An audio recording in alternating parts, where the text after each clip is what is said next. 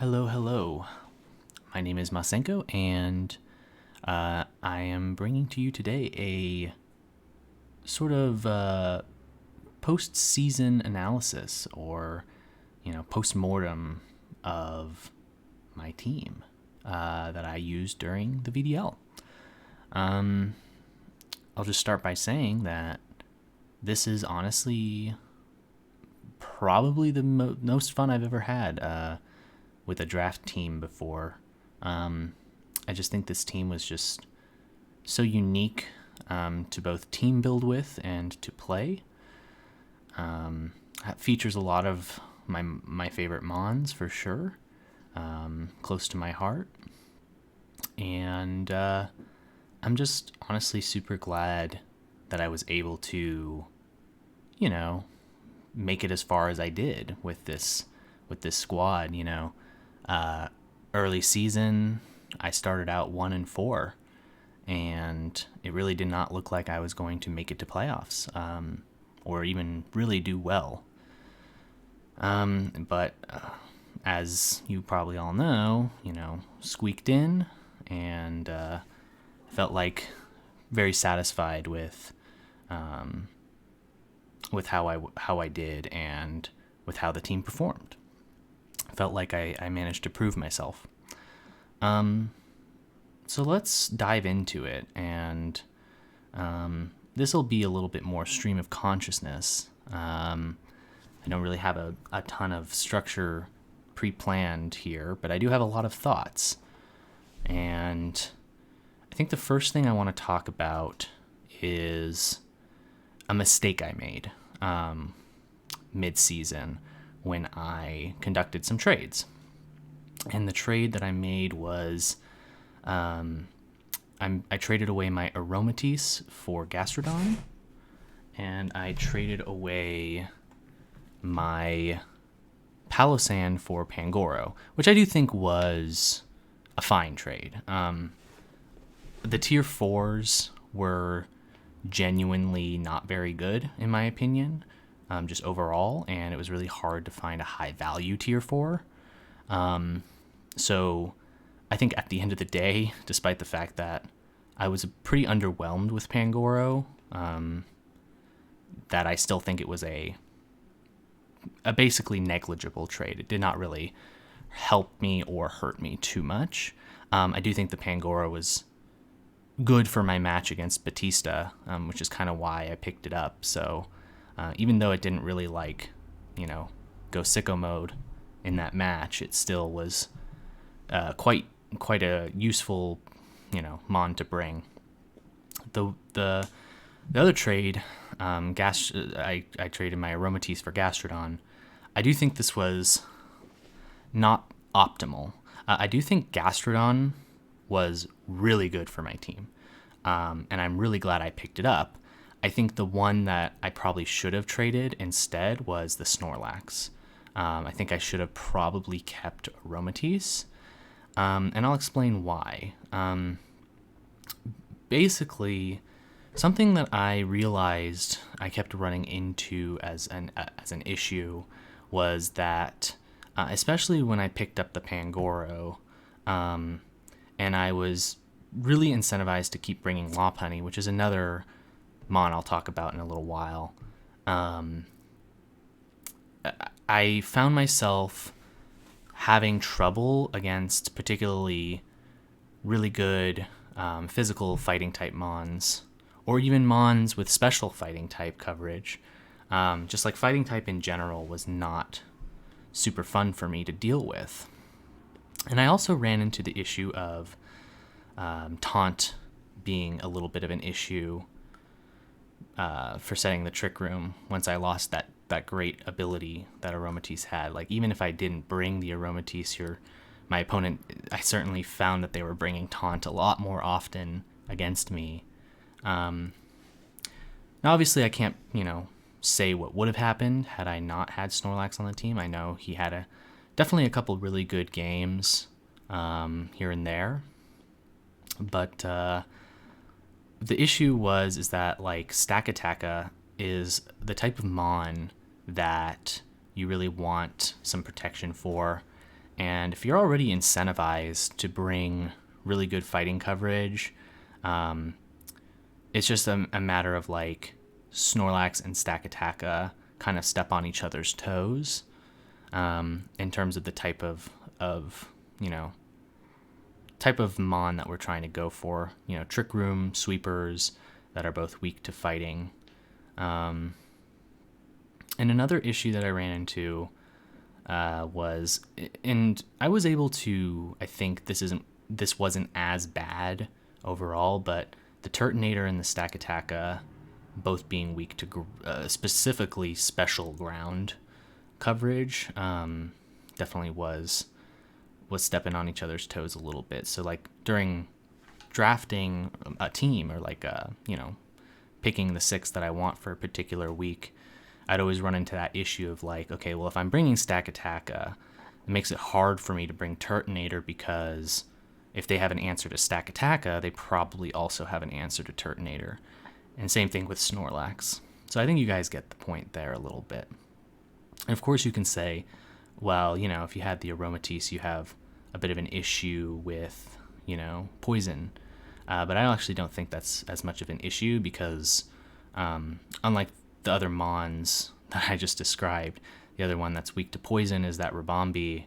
And especially if I picked up Gastro. I mean, obviously, Palossand as a ground type also resisted it prior, but like Ribombee just dies to anything anyway, for the most part. So it's not like I consider a poison weakness doubling up there with the Ribombee and the Aromatisse like not that big of a deal, especially, and same with the steel coverage, because I do feel like I do have a lot of really good steel resists on this team. So that was issue number 1. I think I made a kind of suboptimal trade. And then another issue that I think this team really had was a lack of fake out pressure. The only mon on my team with fake out is the Lopunny, which fed into that issue as well, like another fighting type, or another fighting weak mon. So I really was, there were like so many weeks where I was just wishing that I had an alternative fake out mon to lead with, because as much as I love the Lopunny, it has a lot of utility. It just really doesn't bring anything in terms of offensive pressure for the most part. Like, yes, it gets close combat. Yes, it gets triple axle, both of which can do good damage into the correct mons. But for the most part, it just 76 attack is not anything to feel particularly good about. And I also really don't, I mean, as much as I really like Lopunny, I think it's a really good value pick for tier 5. Also, it's just, its abilities aren't that great either, for the most part. So, that was the other thing, fake out pressure. I really was I wish that maybe I could have found a different tier 5 and picked up Kangaskhan or something instead of Snorlax. It's just like a bulkier normal type with a little bit, it gets at least inner focus and stuff like that. Can be really annoying. It also gets scrappy, which is so good. Just generally better overall. I just wanted better options for leads. I found myself struggling in that respect. But let's talk about a positive here. And a surprising one at that. When I was drafting, I actually didn't even have Octillery on my team until after the draft. I actually made a lot of changes after the draft, but I kind of threw Octillery on there because I felt like I really wanted a water type, right? Just a decent water type, and I had made a trade for Wishy-Washy. Somebody else wanted Wishy-Washy, so they traded me Lopunny, and I picked up Octillery. What I didn't realize at the time was how great Octillery would be on this team, because it sort of opened my eyes to what Moody was all about, the ability Moody. Now, it is you look at it and you're like, okay, this is kind of a meme, and I'll share my secret with all of you right now. I actually don't think it's I don't think it's a meme. I actually think it's fairly consistent. Yes, it can backfire on you for sometimes, but like if you just look at it, and you give the Octillery a little bit of protection, you could even run Protect on it, which is just like synergy there. Good switch-ins into the Octillery. It's not like Speed Boost where you have to be on the field for a full turn in order for it to activate. You can just get +2 speed at the end of your turn if you're really, if you're a little bit lucky. But like, if you look at the stats that you're worried about, the only one you don't want, like the low roll, is like a 20% chance. Like, you basically just don't want to boost the stat that you didn't invest in, like, or the offensive stat, right? So like if you were investing in special attack, you're probably minus attack or minus speed if you're in a Trick Room team. You're just mostly sad when you get +2 attack and like minus, I don't know, defense or something like that. That kind of sucks, right? But that can like honestly even out fairly quickly.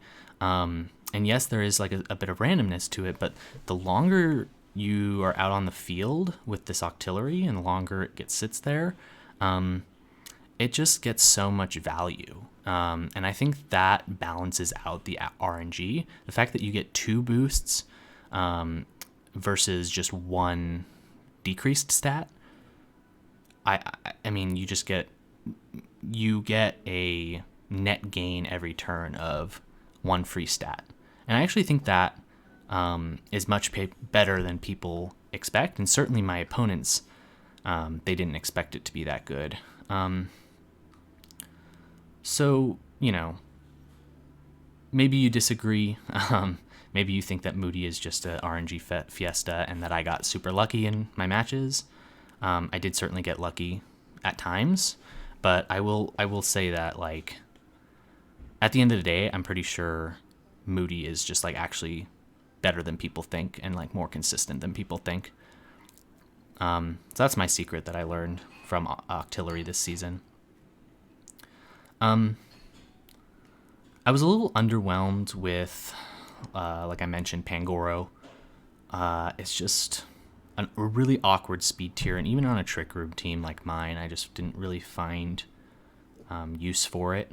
It's just not tanky enough to live even like a Dazzling Gleam from like a Togepi or something like that. It's just not really doing much, and I really like its utility. Like, it has so many good moves like Parting Shot, Storm Throw, which was really interesting. I brought Storm Throw with Sword Stance against the Registeel, which never ended up coming. It was there, but it wasn't fielded as one of the 4. The other one I was really kind of underwhelmed by was Amoonguss. I mean, it was an Amoonguss, so it did have a lot of different, nice things going for it. And it was a grass type that wasn't weak to poison, which again made Aromatisse like pretty nice on the team as well. Like, you don't have your grass type sharing that weakness with it. But I will say there was an opportunity at one point for me to get a different tier 1 and grab as a Rage Powder support the Tangrowth. Just like very early on, I think someone ended up picking it up if I'm not mistaken, but it was open for a little while, and I was definitely looking at it and eyeing it. I don't think, as much as I think Amoonguss was like fine for the team, it did its job in my wins, and it was kind of useless when I wasn't winning. I don't think it was worth a tier 1 slot, in my opinion. I definitely think there were probably better options for me to consider. And of course, the Dusk Noir Amoonguss lead is obviously very strong, but I do feel like at the end of the day, it was probably not, the Amoonguss was probably not worth the points that I paid for it at the end of the season. So there's that.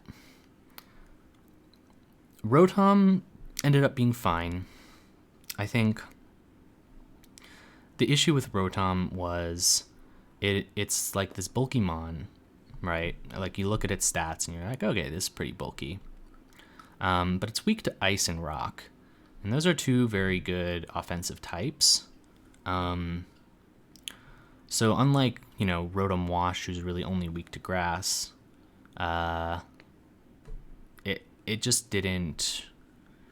It's just harder to play. But then again, like I said, the tier 4s were kind of trash, so I really think... I mean, it was a value pick at the end of the day for tier 4, so I definitely feel like out of my tier 4s, the Turtonator and the Rotom definitely proved their points to be worthy. I may have mentioned this. Snorlax didn't... Like, it was partially my team building. Like, again, in a situation where I'd want to bring Snorlax, it might have just been better to bring Stakataka or, Pangoro or something like that, which, let's be real, not Pangoro. But, you kind of get what I'm saying here, where, like, Snorlax was generally not the play. And I think that on a different team, he probably does a lot better. For me, it just wasn't as good as I wanted it to be. It just didn't really have the good damage output that I wanted it to have. It kind of just, it's a tank, so it just sits there and tanks stuff for a little while, and that's great, but at the end of the day, you probably want a little bit something more out of that tier 2 slot, and I think Aromatisse would have been really nice there too, if I just kept it. And let's just speak about the team generally for a second. Like, the idea behind this team, I think, is definitely something that a lot of people... I mean, it's probably been tried before at some point. But, like, the idea behind this team is definitely different than what most people look for when they go into a draft, which is, like... It was really interesting to have this super obvious strategy that you had to prep for because, I mean, if you didn't prep for it, I'll just beat you in Trick Room. And most of my prep sessions were like looking at what do they have to beat Trick Room, and then how do I beat that, and then I go from there, which is always really interesting. And like having a themed team in that sense, kind of centered around this one, everything going back to that strategy of Trick Room, everything sort of like feeding into it to some degree. I think that's a really interesting way to team build. And I definitely want to see more teams like this in the future, either by myself or other people, I guess. It's definitely something that I think is like a viable strategy for a draft league, is to have all the mons just sort of like feed into this one thing that it's doing, but also having the flexibility to sort of like do other things. I don't know if that... I know that's like kind of an obvious thing. But yeah, I think you guys get what I'm trying to say. Yeah, I think that's most of my thoughts. Of course, one thing that you have to do for a team like this, if you're looking to build a team like this, is you really got to think about the infrastructure of it. Like, without key mons on this team, like the Ribombee, like the Rage Powder support, like the Ghost type Trick Room setter of Dusknoir, like various slow threats that all kind of play a different part. If you don't have that infrastructure, you really need...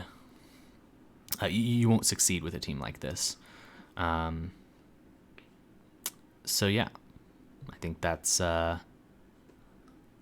basically it. So I had a really fun season, and I'm really excited to see how the finals turns out, or the rest of the playoffs included. And I hope to see all of you next season with another fun and fantastic team. Peace out.